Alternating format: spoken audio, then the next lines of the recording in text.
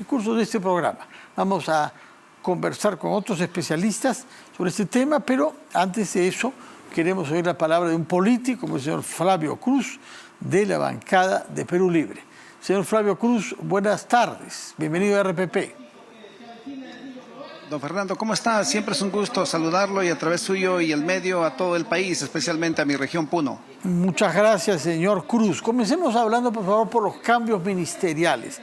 ¿Qué ha pasado? ¿Por qué de pronto aparece no un cambio, como se venía especulando, el de la ministra de Educación, sino 6? ¿Cómo interpreta usted esta decisión? Bueno, en realidad no se percibe un cambio, ¿no? Porque un gran cambio sería mover todo el gabinete. Aquí el gran problema es que el señor Alberto Otárola siga ahí. Él es una suerte de presidente de facto prácticamente en este momento y no hace más que quizá representar en las decisiones a alguien que en teoría es la presidenta de la República. Por lo tanto, estos enroques, improvisaciones o de alguna manera rotaciones que se han hecho no se perciben como cambios que el país está esperando, porque fundamentalmente creo que todos los peruanos esperábamos que se vayan ya el ministro del Interior y el ministro de Defensa y el Premier. Eso sí serían cambios. Y no lo vemos así, estimado periodista. Quiere decir usted, lo que plantea usted y su bancada Perú Libre es un cambio de primer ministro, que el señor Otárola salga. Un cambio de gabinete. Eso implica obviamente que el señor Otárola se vaya y eso permitiría generar también movimientos en los demás ministerios. Pero no se ha hecho eso. Habrá visto usted el impacto a estas horas ya desde el mediodía, que no hay una reacción positiva, la gente no ve que realmente hay un espíritu de cambio y como tal pareciera que el país en realidad está en piloto automático, ¿no? Porque hay algunas líneas que funcionan bien en el país desde los aparatos ministeriales y va a ir como va. No hay una percepción, digamos, de que esto pueda modificarse. Y lo mismo que está pasando aquí en la discusión de la ley de presupuesto, pues ahí los reales cambios tampoco se ven, porque son estos ministros que no hacen otra cosa que hacer que el país funcione tal como está diseñado nada más. A propósito de este presupuesto, en momentos en que se está sustentando ante el Congreso justamente tanto el primer ministro Otárola como el ministro de Economía Contreras, ¿qué reproche le hace usted a la repartición de las partidas de dinero público en la versión 2024 del presupuesto? Un presupuesto absolutamente centralizado, reitero, centralizado, 68% de presupuesto para que lo administre Lima, el 21% para que lo administren los gobiernos regionales y el 14% para que lo administren los gobiernos locales. O sea, casi nada, casi el 70% está concentrado en la administración de Lima y eso no es descentralizar el país. Y el 70% de la población está en provincias, el 30% está en Lima. Por lo tanto, por coherencia, el 30% de presupuesto debió estar aquí en Lima y el 70% en las provincias, y eso no se está dando.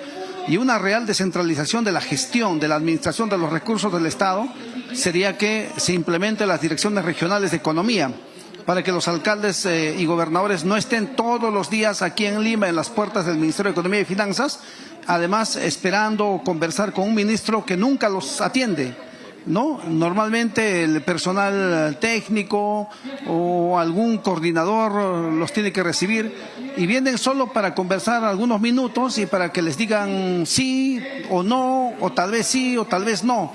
Entonces, de esa manera se gestiona y entonces esa forma de gestionar el presupuesto no es lo correcto y creo que no está en este momento también de alguna manera a satisfacción de los congresistas conforme se están expresando.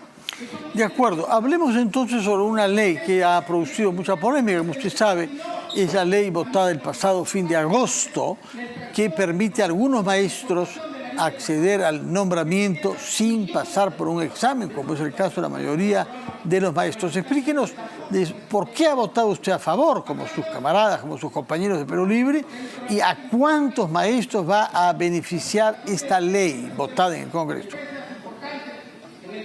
Bueno, le agradezco por la pregunta. Es un tema que yo conozco de algún modo por mi cercanía en la gestión en el sector de educación.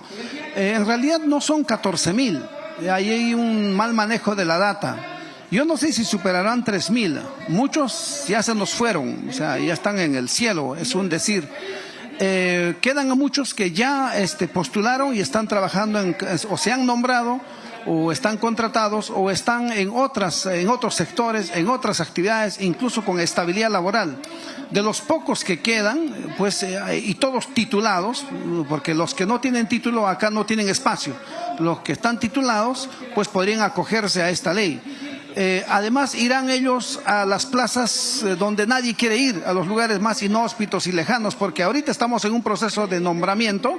Hay más de 110.000 plazas en nombramiento, hay 300.000 postulantes, y de hecho, o sea, es 3 por 1, ¿no?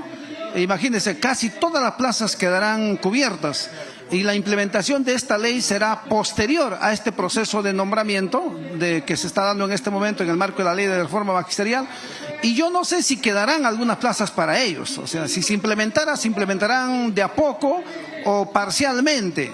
Así que no tiene ningún impacto, digamos, para desestabilizar el proceso de implementación de meritocracia. Es más, no habría que subestimarlos. Ellos accedieron por concurso. Lo que pasa es que en aquel tiempo no había prueba única nacional. Habría cotejo de expedientes únicamente, ¿no? Y así como tal accedieron. Y de algún modo salvaron también la educación en aquel tiempo porque no había profesores, no había quien asuma. Y estos son profesionales ahora de educación, pero también son de otras carreras, o que algunos tenían pues estudios de instituto tecnológico o estudios superiores en otras carreras. Fueron ellos, de ellos estamos hablando.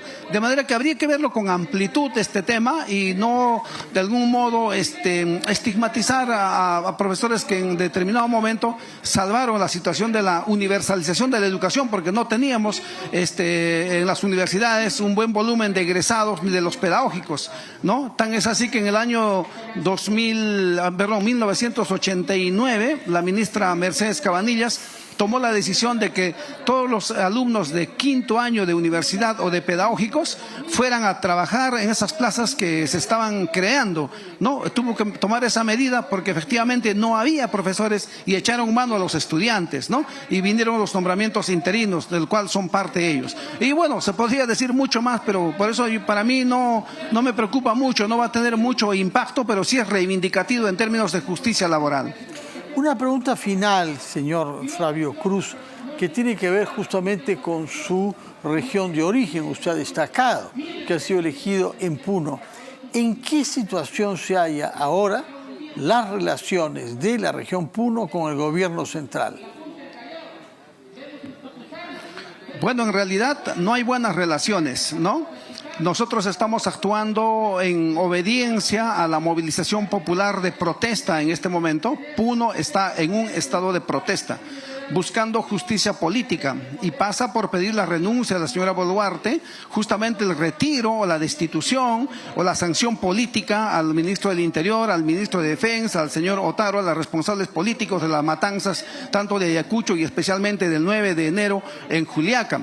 Ese es el estado de cosas. Ahora, usted entenderá que en el mundo andino el duelo dura 1 año. Los psicólogos dirán que 6 meses el duelo. Estamos en pleno proceso de duelo y basado en la costumbre y idiosincrasia andina, el duelo dura 1 año. O sea, esperaremos que llegue el próximo 9 de enero del 2024 y a partir de ahí iremos, yo creo, soltando la llave, y creo que hay que reconectarse con las autoridades, tanto gobernador, alcaldes, nosotros mismos.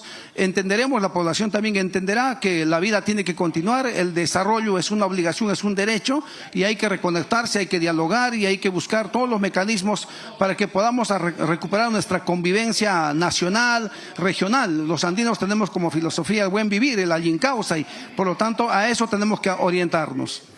Muchas gracias, señor Flavio Cruz. Tomamos nota entonces que, según usted, su región y sus paisanos de Puno están viviendo un periodo de duelo de 1 año, hasta el 9 de enero del próximo año, durante el cual prefieren no mantener relaciones con el gobierno central de la señora Boluarte, cuya renuncia solicitan.